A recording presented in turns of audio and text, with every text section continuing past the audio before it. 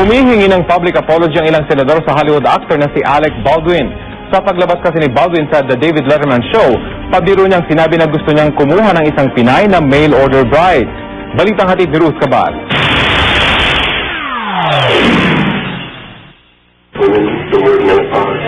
Sa public apology na uwi ang pamamaliit noon ng karakter ni Terry Hatcher sa programang Desperate Housewives sa mga Pilipinong doktor.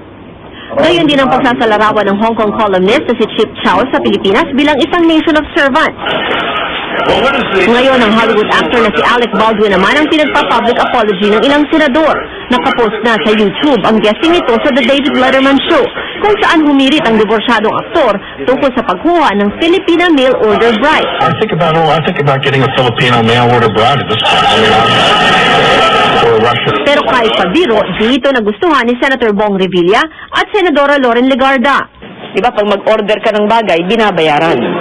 Kaya ang sagot ko sa kanila, hindi for sale ang Pilipina, maski sa mga Hollywood actors. Ito'y kabastusan para sa ating mga kababaeng Pilipina, no? We should be responsible enough.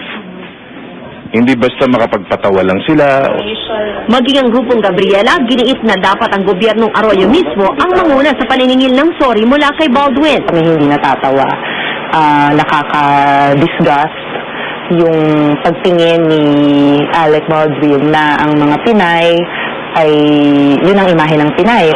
At oras sa totohanin daw ni Baldwin ang pagkuha ng Pinay mail order bride, maaari daw itong managot sa batas ng Pilipinas.